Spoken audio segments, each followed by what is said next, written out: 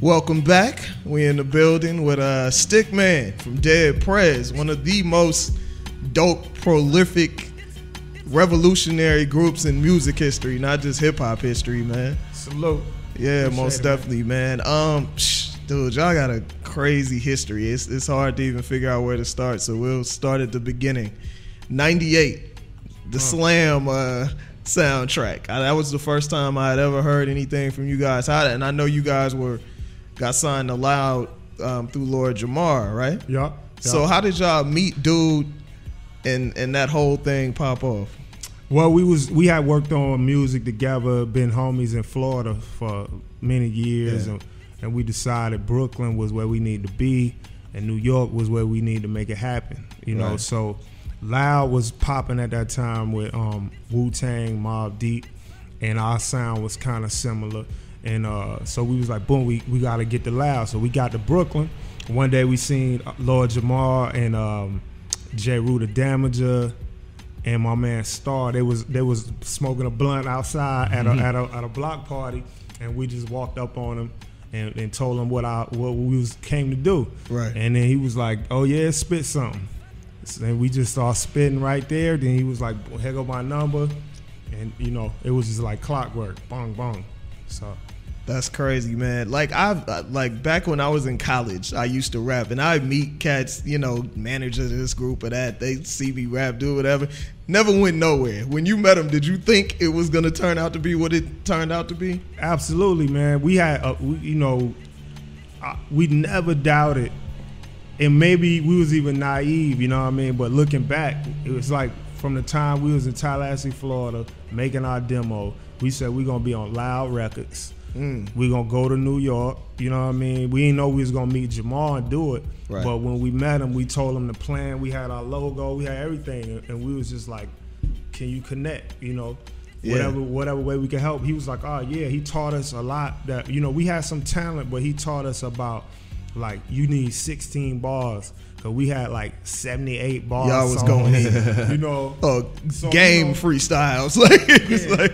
So he was able to teach us some of them principles to where we didn't think it was somebody trying to change. You know what I mean? Like, cause brand Nubian, we respected the gods. You know what I mean? So he taught us a lot in that regard. And then we put the package together, went in, sat down with Steve Rifkin, who was the owner of Loud.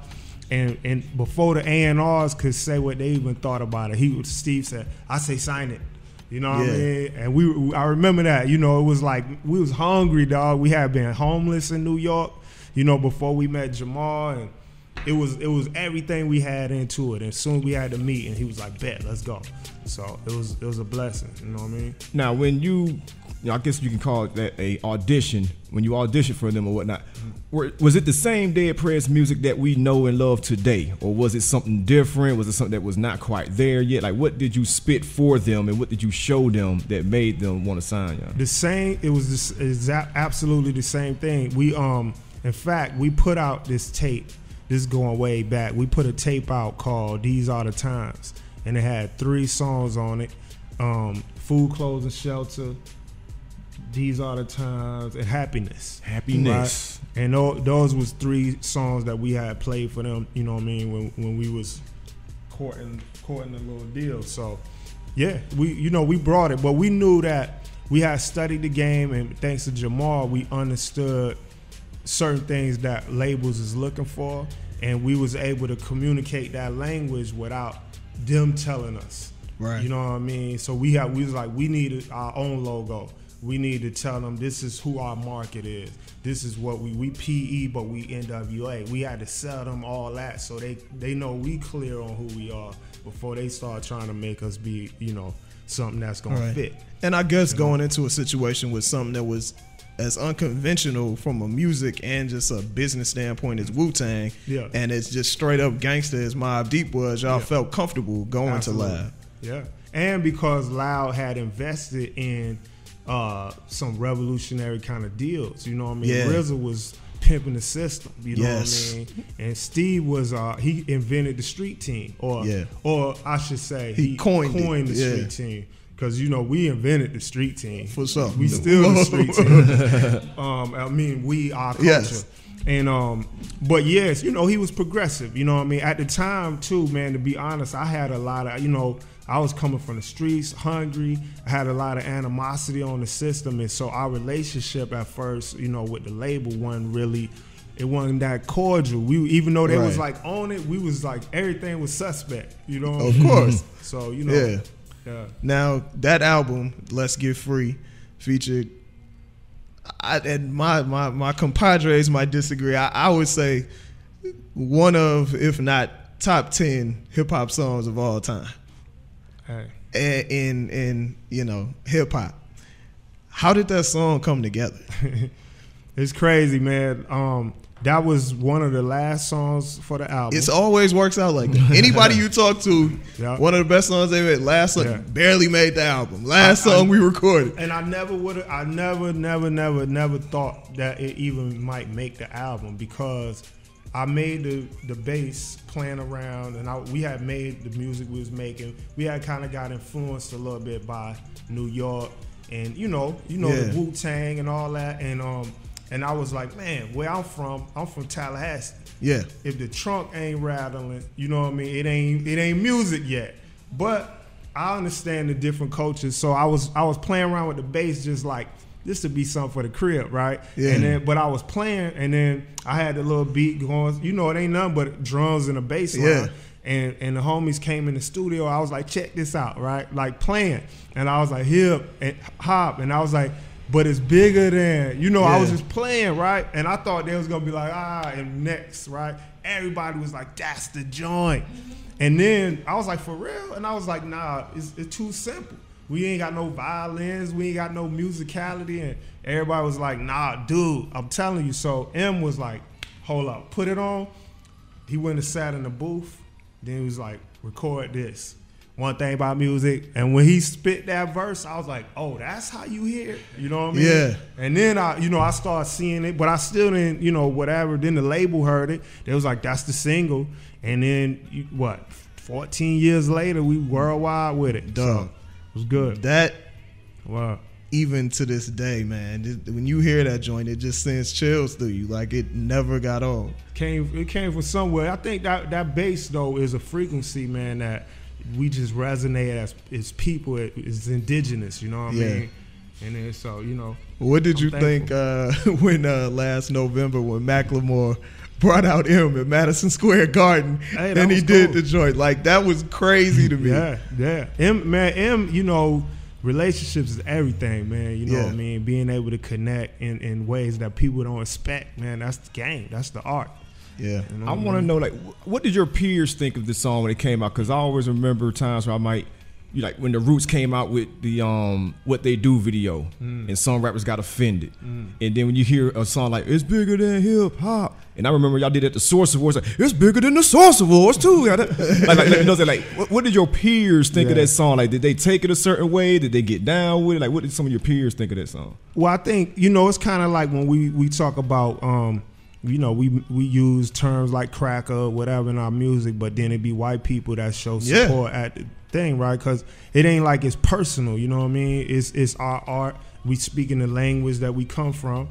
And I think even with hip hop, like I remember at the Source Awards, Ghostface, Meth was in the crowd when we performed it on the televised one. Yeah. And I remember them standing up while we was rocking, like, you know what I mean? It was the ultimate salute, because I'm like, that's Wu-Tang, you know what I mean? Yeah. And I'm from Florida, you know what I mean? And they giving it up like, you know what I mean? So the people, I guess people who resonated with what we was saying didn't take it like we was talking about them. It was, we don't do rap beef, you know what I mean? We talking about the system. So exactly. I think it's interesting, like, even that you made mention about relationships being everything. Yeah. And I think that a lot of people might look at your movement and say, okay, they are straight up black and white, grassroots, da-da-da-da. Yeah. But then a lot of people don't know that you, like, are cool with Kanye West, and you know what I'm saying? Like, they don't know about those. Day one. Yeah, you know what I mean? So because he did the remix, or co-produced the remix to hip hop, right? Yeah, man. And we was like guest A&Rs on his first album, as far as him bringing the demos and getting feedback and telling us his vision for he wanted to be the first backpacker with a Benz. That's what he used to say. You know, the best of both worlds. So would you say that that's possible? Would you say that that's something that he's really carrying off? I kind of see it. I see what he's saying, but absolutely. I want to get your perspective on it. Yeah, I think Ye is a genius in so many ways, and even when he is abrasive to people or whatever, it's all part of the art and the technique, you know. And he knows what he's doing. He's doing it well. He's doing it at the top. He's making awesome music. He pushing the envelope. What else you want? Right. You know what I mean? Yeah, you. I know he credits you guys with like really teaching him how to really get into his pocket as a rapper. He's generous with that. you know what I mean? Ye is brilliant. You know what I mean? He was brilliant when we met him. You know what I mean? His track record and showed that. You know what I mean? We thankful that we could know him and, you know, get influence and you know, back and forth. But we weren't teaching Ye nothing. You know? Right. Got you. You know, you guys did, you know, good numbers with Let's Get Free, and you got a hit out of it, then came back with Mind Sex. When you were going through the whole thing with Loud and signing to Loud and really struggling to get on, did you guys think it would resonate like that with the listeners? Like, we didn't even have the sense enough to stop and doubt it. You know what I mean? It was everything we had. It was just like, we got to do music, you know what I mean? And then we got to do our show got to be crazy so that we can tour and make a living, you know what I mean? was thinking more so along the lines of, because when you guys the album dropped in 99 or 2000? 2000. And at that point, like, March, we were slowly going from like just straight up hip hop, pure hip hop to the whole shiny suit balling thing. Did you guys think just your content was going to hit home with people? Absolutely, yeah. Because we always said, people say that the mainstream was what you just described, right? And but we always felt like, no, we're the mainstream. If the mainstream mean the masses of people, the most people, right? The most people ain't got that. That's true. Most people gonna relate to this food stamp flow.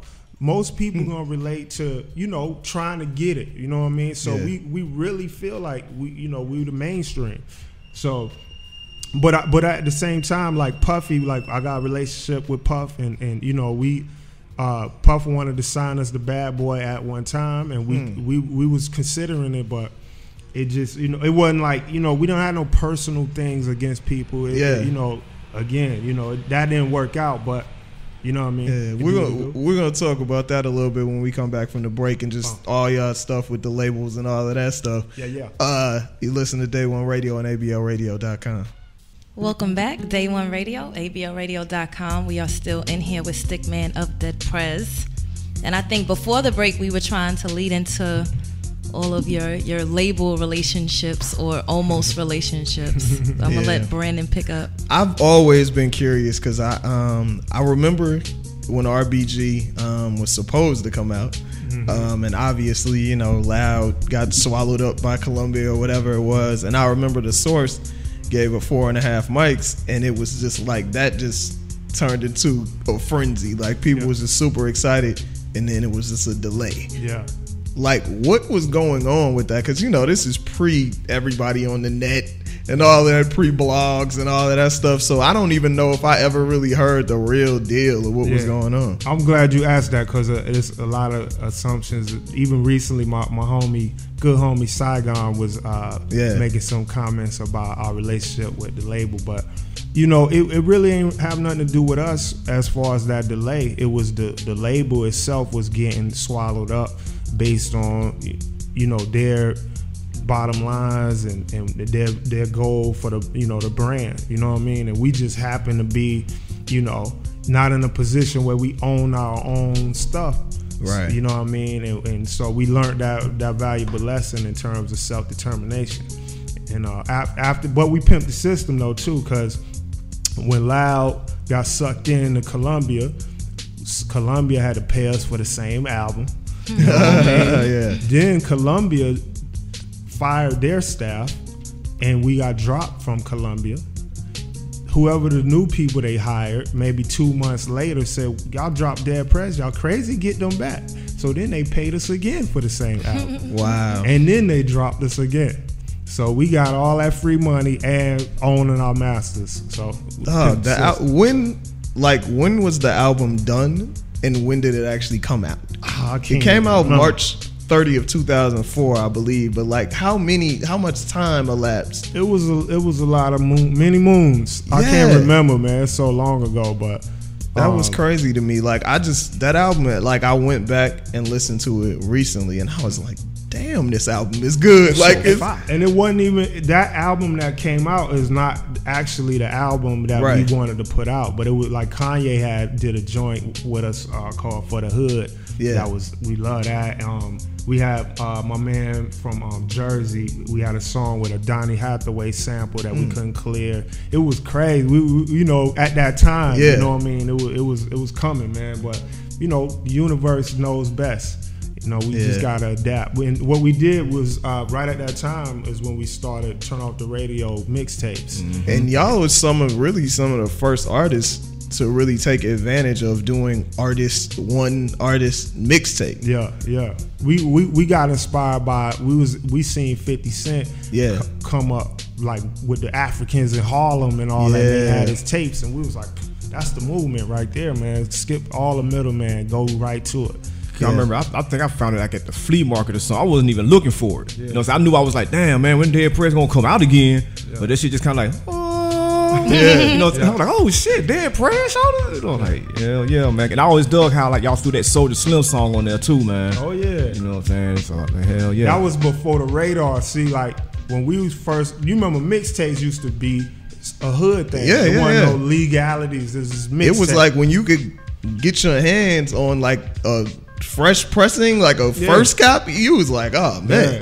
But it was like that Soulja Slim joint, we put that on there like a salute, like anybody else play a mixtape. It's like, this is some hot shit right here, right? So but then we ended up selling it in the stores, you know what I'm saying? So that was just how the game went, Definitely. Like, you guys were able, like, it's funny because when you look at it on paper, you got Deadprez albums in 2000, 2004, 2012. But in between all of that, like with collaborations, mixtapes, solo albums, y'all have dropped like 14, 15 projects. Yeah, we've been working, man. Very prolific, man.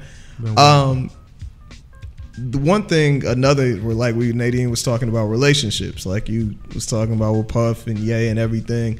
You guys did a remix of Hell Yeah with Jay. That got a lot of people excited, even though I've always hated that beat. I wish he would have spit over the original beat. How did that whole thing come about? Okay, so Dream Hampton, the writer, is a friend of ours, and M had let her hear the demo versions of what we have been working with, and she works with Jay a lot. And so she was playing it, and he was like, "Yo, what is that?" And then she was like, "You don't know nothing about that." He tried to separate it, and he was like, "Nah, what is that?" You know what I mean? And then I guess he liked the song, and then he was like, he was like, "Do you think they'll let me get on it?" You know? And she was like, "I don't know. I'm gonna see." You know what I mean? We like Jay on our joint, of course.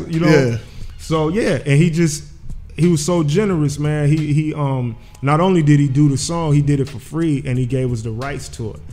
And at the time when we got dropped the second time from Columbia, he did that for us. And then when we negotiated again, we had that value to, you know what I mean? So the homie came through. Like, tell me whose idea was it for that video? Cause that video is like one of the trillest things ever. Like who came up with the idea for that video? That was me, man. That's my fault. I had saw this movie called The Gang Tapes. Y'all hip to that? Yeah. It's like it's like Blair Witch in the Crip hood. Yeah. You know what I mean? And it was so powerful. The acting was good. It looked like it really was happening, right? So that was just a classic joint we would watch, right? So we got a chance, to do the video. It was like come up with some treatments. I was like, gang tapes.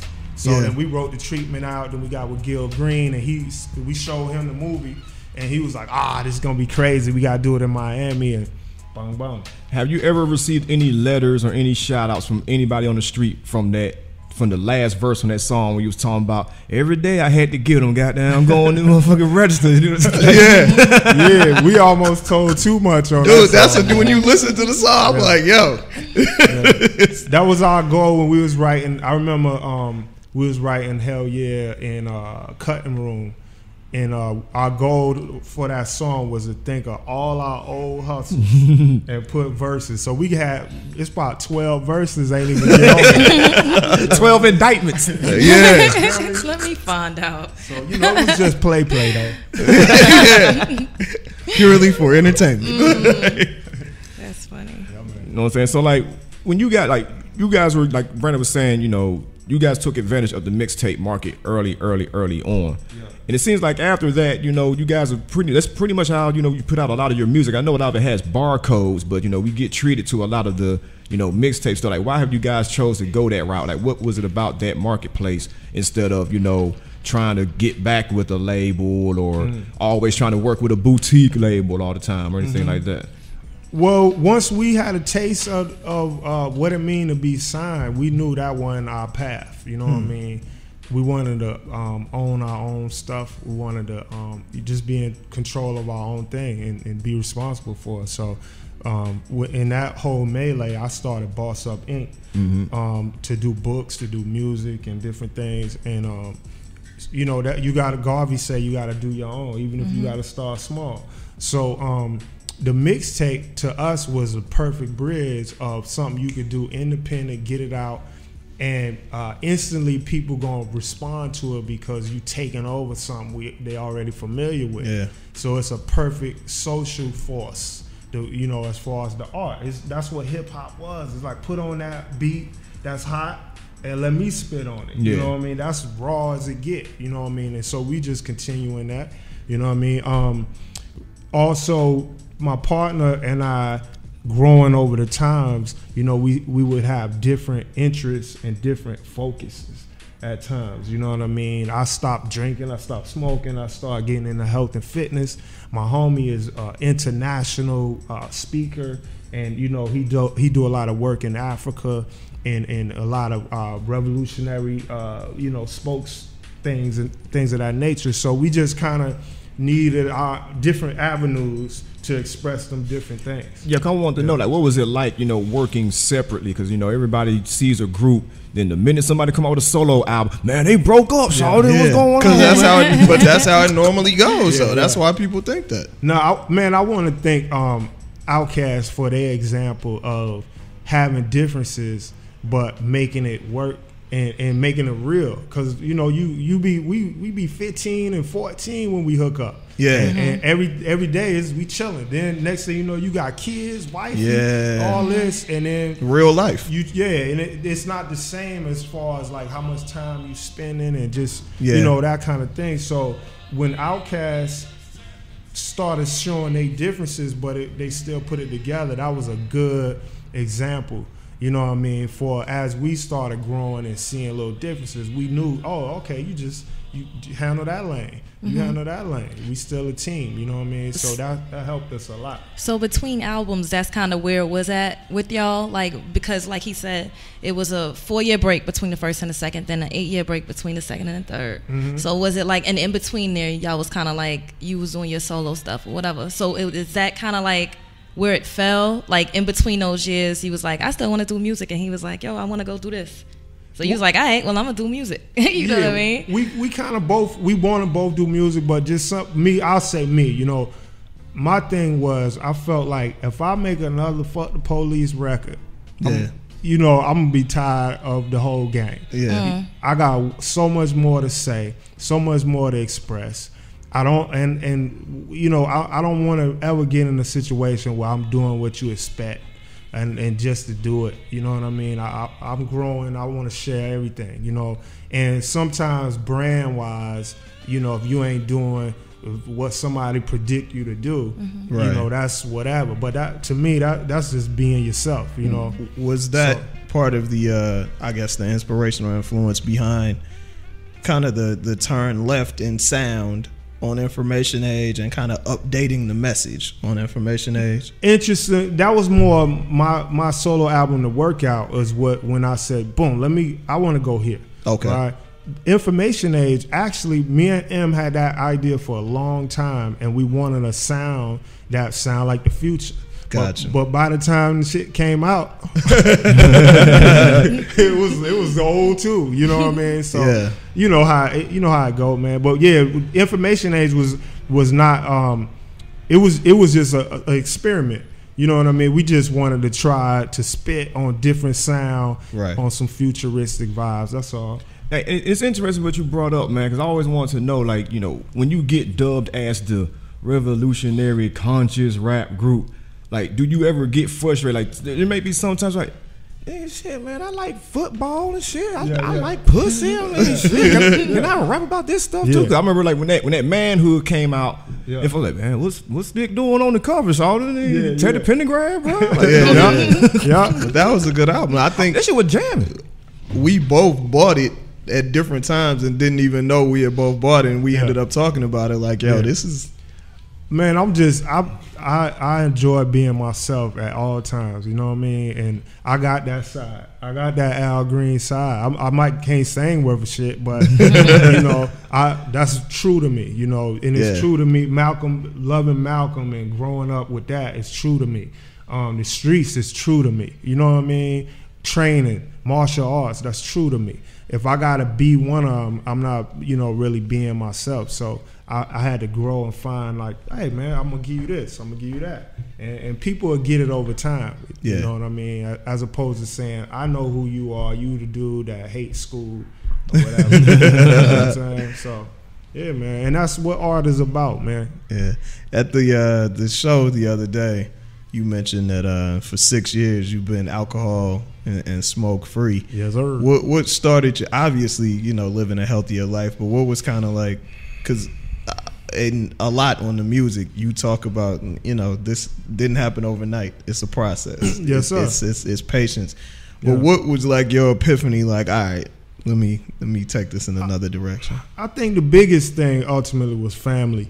You know what I mean? My brother been on crack for years. You know what I mean? My mom was in the hospital with diabetes. My pops had 2 heart attacks. You know what I mean? All my homies smoked out. You know what I mean? And I'm just thinking, man, you know, and then I got a son. You know what I mean? So all of that just started coming to me like, either I'm gonna do it now, and I'm gonna see what it looked like to run, to meditate, to eat right, to live good for 40 years, or I'm gonna see what it looked like, you know, to smoke out, Patron out for 40 years. You know what I mean? Yeah. And what hopefully for 40 years. Yeah, right? If you make it that long, right? What is the differences? And we'll go to break after this. After you answer this, what are the differences that you feel like, not only physically and mentally, but musically?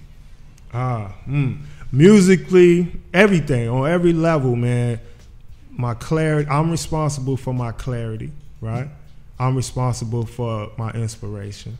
No substance is gonna interfere or get me there, you know. And I'm comfortable that I can come there when I need it. You know what I mean? So I'm just more aware. I'm more present.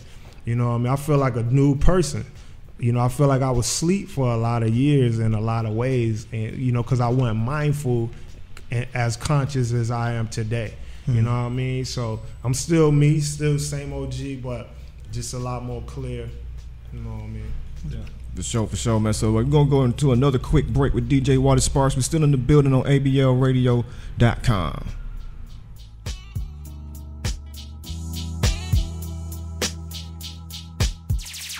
WABL. New rules, new music. Download the app or stream on ablradio.com.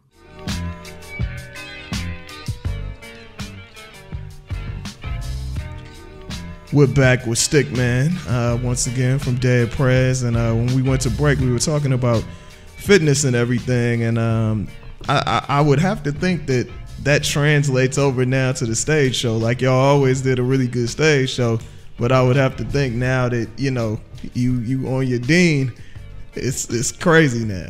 Hey man, you know, I just bring what I got to the table, man. You know, I feel good. I feel strong. You know, I turned 40 this year, G. Wow. So, congratulations. Yes. You know what I mean? I still feel young and new. Like there's a lot of shit I gotta learn, and as far as stage performing or whatnot. But yeah, the energy that's the easy part. Got you. I think a lot of people don't know that a lot of y'all best songs, like you produced them joints. And now we were talking off the air about you producing, you know, you guys working with other artists and all of that stuff. Talk a little bit about the things that you guys have coming up. Well, we working on a new Deadprez album. Of course. 2023. You know what I'm saying? With my grandson. Yeah. Now, actually, it's gonna be sooner than you think, man. This June, we've been working on it, but we're gonna finish it up in June. Dope. I'm working on the Workout 2. Okay. And let's see what else. A lot of things, like one artist we work with, a lady, Mamuna Youssef. Okay. Moo Fresh, they call her. She's like, to me, she's like where Lauren left off. Wow. You know, as far as her vocal ability, her MCing, and where she coming from. You know what I mean? So she just dropped a project, and you know, we work with her. Just, you know, we on the same team. And what's the name of the project? It's called The Reintroduction of Moo Fresh. I'm gonna look that up. Y'all look that up. The Reintroduction of Moo Fresh. Yeah, she what it is, you know how we do the takeover, not a makeover on all the joints. Yeah. So that's what she do, but she be singing and all that, and like Lord's song Royals. She did a cover called We Already Royal. You know, it's hard. It's real hard. She got a takeover of Rihanna's Pull It Up about student loans. You know, but she's like top notch. Yeah. You know what I mean? She's been on tour with the Roots and Common and all that too. So she getting her shit popping.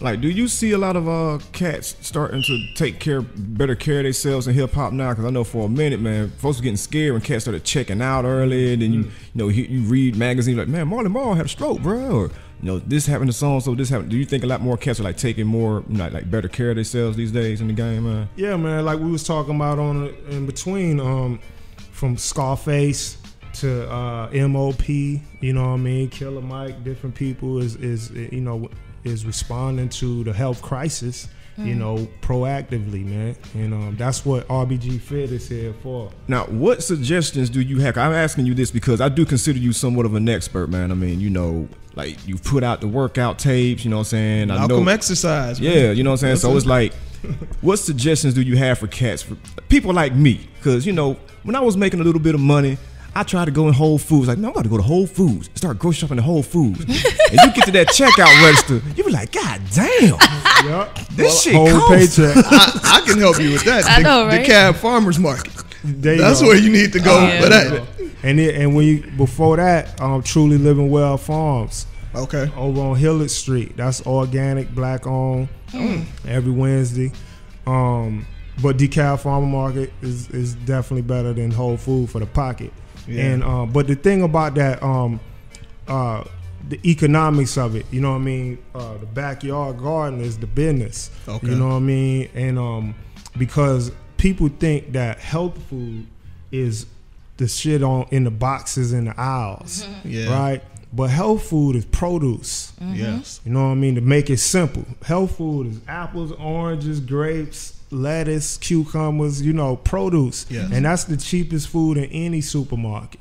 So if you ain't got to go to Whole Foods to get that. Right. But you do want to, if you can, look for organic. Yeah. Because the pesticides and genetic modified and all that, Frankenstein, ain't no telling. Yeah, I be getting my Deadprez hell yeah on with that organic and Kroger, man. I be taking those organic bananas and put them in the regular banana bag and self-checkout. You see what I'm saying? Out of control. You know, there's, I guess this is kind of a loaded question, but like compared to your generation of, you know, people that was coming up and artists that was coming up and the things that, you know, artists did, you know, in that time when you were first kind of making your way, compare that to this generation of young dudes and weeds. weeds and weed and codeine and this, that, and the third. Like the junkie rappers. I know, and that's what I wanted to just go ahead and say that out, but I was just like, damn, I don't want to throw shots at nobody. But me and one of my homeboys had a discussion about this, actually a very intense discussion about how this generation is the junkie generation and this is the generation of consumers, whereas we was the dealers. And I was like, yeah, but some of y'all was still slave, you know what I'm saying? Sprinkling dust in your L's and all that. So yeah, and it ain't like dealing is like clap your hands. Right. You know what I'm saying? Yeah. But I mean, I've been through all sides of that, and for me, compassion. When I hear people talking about, I'm turning up on codeine and all that, I understand that, wow, this is a person who is talented. This is a person with a machine behind them. This is a person that got employing people, right? And they crying out, basically. And they saying, whatever's going on with me internally, I got to self-medicate with codeine every day. You know what I mean? So that might sound cool because it's that bass bumping, but what I hear is somebody basically saying, even with all this money and all that, I still can't find no peace. You know what I mean? So I don't take that for a joke. Like I said, my whole life I've been dealing with that with family members. Yeah. And I understand that, they trying to make it socially okay by I'ma just say I pop pills and I do all this, but like you said, that's junkie business. Yeah. So what I could say to the young folks is I do it with action. You know what I mean? We started RBG Fit Club to not have to diss nobody else or to try to bring the negative, but just to bring an alternative. That's what I appreciate about you guys. Like, you guys have never been about tearing down anybody, even if it's polarly opposite to what y'all are about. It's always coming from a place of knowledge. I really appreciate that. You guys have always, throughout every project, don't matter who it's with, whatever, have talked about the propaganda system in mainstream media, government, or whatever. So I'm gonna bring up just a few things I want you to speak on. All right. The first one, obviously, you guys are all about protecting yourself. What did you think, especially living in Atlanta, about this whole Nathan Deal thing with them allowing guns in churches and nightclubs and bars and all of that stuff? Well, you know what? I'm not hip to that particular piece of news. But that's already foregone conclusion where I'm from. Yeah, exactly. It's just it was very controversial because people don't like to think along those lines. But as somebody who is all about the right to bear arms, I was curious of what you thought about that. Well, the right to bear arms, people confuse it with the right to shoot up shit. Right. You know what I'm saying? Yeah. And you see that, people was going a little postal in different places, man. Ain't no telling. And by you being able to protect yourself, you may have an opportunity to protect other people. Yes. But also, I think the fear of guns and the criminalization of guns and people with guns do more to hurt people, because we don't grow up and learn how to handle weapons safely. We don't learn how to respect the power of the weapon. And a lot of us, the first time we busting off, we drunk, high, mad, and running and everything else. That's the first time we see the power of that. And a lot of times we can't take that back because of what happens. So I say get gun safety early. Definitely. How about Donald Sterling? What you think about that whole situation? Donald Sterling. And how it's been covered. The racist dude was like, I mean, what can I say about that, man?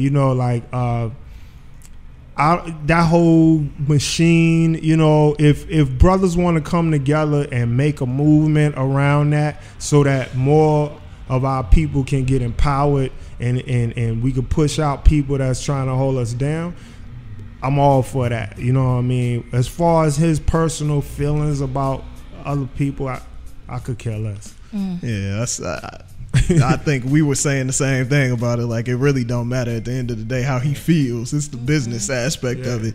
But I do think that brothers should, if they want to, use that situation to leverage in on some power. Most definitely. Do that. Most definitely. I thought I heard that LeBron said he was going to sit down next year if old boy didn't go somewhere. Oh, he said if did, right? Dude still owns the team, that LeBron James said he will not play in the NBA next season. Did he say that? I heard Roger Mason say that LeBron said that. Well, he said, she said type thing. Yeah. He didn't say that. Yeah. But see, the athletes like Ali, who would put their politics up front, you know, that's what made the difference, man. So where the ball is at? I actually have, like, my gut tells me that he would actually do that. You got to understand, like, the dude only makes like $14 million a year from the NBA. The most of his money comes from Nike, Samsung, all of that stuff. And Nike is smart enough to pimp him doing that. I can already see the commercials with LeBron interpolated with Ali and Bill Russell and all of that stuff. So, like, dude, trust me, if he did it, it would make sense for him. We were talking about football off the air, man, and I don't know if you've been up on the draft and all that stuff, and just all this hoopla. And I swear, this dude Michael Sam was one of the last guys drafted, the openly gay guy, but he's gotten more coverage than the first guy drafted. What you think about that, man? You know, my DJ Mike Flo was just showing me the pictures and it cracking me up, man. He had jokes for days. I mean, I don't follow sports like a fan. Okay. You know, like, I'm not up on the ins and outs. You know, I like sports for the physical fitness of it. You know what I mean? So, but as far as the guy, you know, being gay and all that, you know, that's a big thing in this culture, you know. That's, you know, I don't have an answer for that, man. You know, my position is, you know, I'm a straight male, and I value that as it relates to raising my son, and I value that in terms of the role played in my community. I value, and I think that's an endangered species. So when I see a lot of attention going towards the gay lifestyle, you know what I mean, that's not something that I give too much energy to. You know, I think people had a right to live their lifestyle, and not be discriminated against and things like that. But at the same time, I don't think you have to co-sign something that you don't agree with personally. As a producer, man, I know it's amazing to me, like, just some of the songs that you guys have, you know, been influenced by, even with the mixtapes, the joints that you guys choose to rap over. And I remember very early on, probably like the first 5-6 years y'all came out, you always closed and opened the show with Gil Scott hearing "Home Is Where the Hatred Is." Like, what does that song mean to you guys? Man, Gil Scott is, you know, he the OG of this rap culture, man. Just the feeling, like, me and M first heard that record together. This Black Panther named Betty Hart in Tallahassee, she used to grab knuckleheads off the street. That's like a theme in my life. Get that knucklehead in here and give him some information, right? So we used to always be walking through her yard, and she was like, "Come in here." We get in there. She got all this old Black Panther stuff and records for days. And I'm talking about Wax, Last Poets, Wax, you know, all the OGs, and she put us on to all of them. She put us on to Gil Scott and all of them. So that's kind of like nostalgia for us, like remembering our roots and the people that we said, oh, we gonna be doing records. You know what I mean? Like, it was so much the way they was putting poetry together. Like, I'm not a big fan of poetry, you know, that you see in the poetry show. Right. But when I heard the Last Poets and how Gil Scott and them do it, it was like men, you know what I mean? The real men speaking in a poetic way. So it's just our history. It's part of, you know, what made us rap about what we rap about, you know. Most definitely. What obviously people look to you guys for. You guys share information. At the end of the day, that's the core of it. What for our listeners, and we have people that, you know, listen all over the world, man. What are some of the, I guess, films or books that they should be aware of now to help combat and be aware of the things that are going on in society right now? Great question. Well, at the root, I feel like we have to go in ourselves. Okay. So, for example, Russell Simmons got a book out called Success Through Stillness. Yeah. That I think is an awesome book. It just teaches meditation. Yeah. You know what I mean? That's something I practice daily with my family, and it's helped me in numerous ways. So I would say that. Get into meditation in whatever form that works for you. I would say, this might sound strange coming from me, but you're getting to know me. T.D. Jakes has a book called Instinct. Okay. And the audiobook version is incredible. And it's about balancing the intellect with the heart. You know what I mean? And so that's a powerful piece.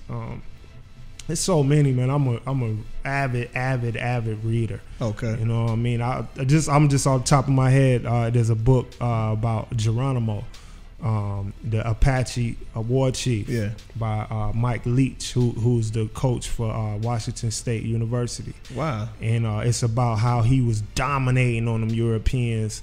The Apaches was the last to surrender, and his leadership and his war principles. You know, kind of like 48 Laws of Power, but a Native American version. Wow. So I'm gonna definitely have to try. I wasn't even aware of that at all. You know, and I might have to go back and read some T.D. Jakes, man. Cause, you know, all my aunties and uncles, you need to read T.D. Jakes. I ain't reading that shit, man. If Stic.man say T.D. Jakes cool, man, I might have to go read some T.D. Jakes. So mom said it, this whatever, but Stic.man said hey, mom, dude, you know him, man. Yeah. Most definitely. Well, we appreciate you coming through, bro. Before we get up out of here, man, let the fans know and the supporters know where they can find you at. Right on rbgfitclub.com, man. That's the movement. We got a 1,000,000 miles movement going down. Running, walking, cycling, any way you can move. We collecting an account, and we trying to get to 1,000,000 miles. We at 10,000 right now. Nice. You know, so that's a lot of work on my legs now. But yeah, man, that's where we at all day, every day. rbgfitclub.com, deadprez.com. New album on the way. All right. What about your social media and all that? Okay, boom. I'm on all of them. What? Twitter, Facebook, all that is Stic RBG. STIC RBG. Cool. Much appreciated, brother. Thank you for coming through. Thank you, man. Day one, man. Yes, I like what y'all doing. Appreciate it.